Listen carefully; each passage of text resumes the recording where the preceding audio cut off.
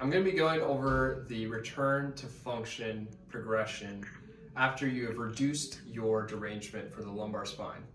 So a good way to imagine this is you have a boulder on the bottom of the hill, and this hill comes upwards and there's a plateau at the top. Now, if you're looking at this video, then you've most likely pushed that boulder up the hill with your repeated end range loading movement and gotten it all the way to the top.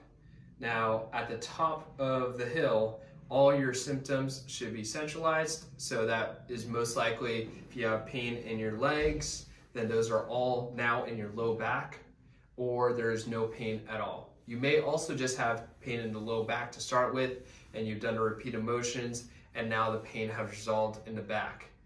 So the pain should either be centralized or there should be no pain at all. And then you also shouldn't have any of the strength deficits or any of the mobility deficits that are related to this derangement anymore before initiating this. So once you are at this point, then you can return back to some of the more aggravating positions.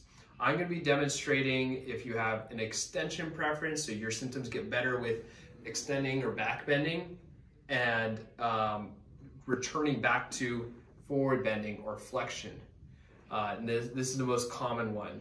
So I'm going to be demoing with a prone press up where you're on your stomach, and basically we're going to assess if you're ready for this along the way. So what we're going to be doing is something that you should do only in the afternoon. In the morning, everybody is just a little bit more stiff just because your tissues haven't moved for a while, and it is a little bit more difficult to get into more challenging positions. So in the morning, you're still going to stick with, and just for this example, we're going to do the prone press up. In the morning, you're doing your prone press ups, your regular routine.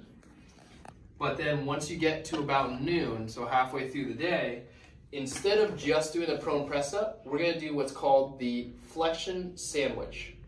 So the flexion sandwich, and this is assuming that flexion is your more aggravating position and extension is what gets you better.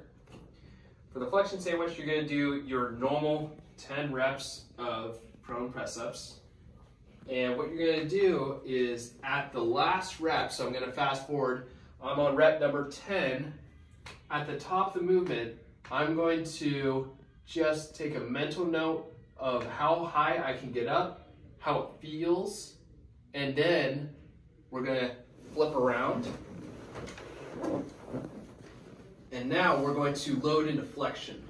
So with this one, you're going to start with your feet on the ground or table, bring your knees up towards your chest, grab onto them here, or you may need to grab onto them underneath here, and just pull it close to your chest like this.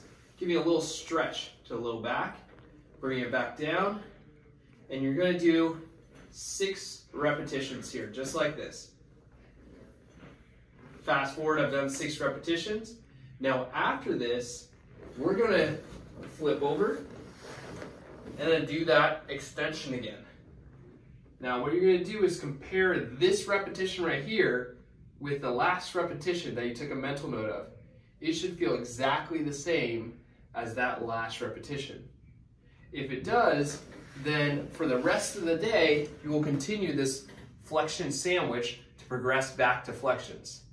Now, in the scenario that when you're doing this, you do that extension again after the 6 flexions, and let's say maybe just a little bit more stiff, you can't get as high up, or it's more painful, or it just doesn't feel as good as that last rep of the 10 reps, then that means you are not ready for this progression yet. That means that you push the boulder up the hill with the extensions, and what we tried to do was let your hand off the boulder, and that boulder slipped down.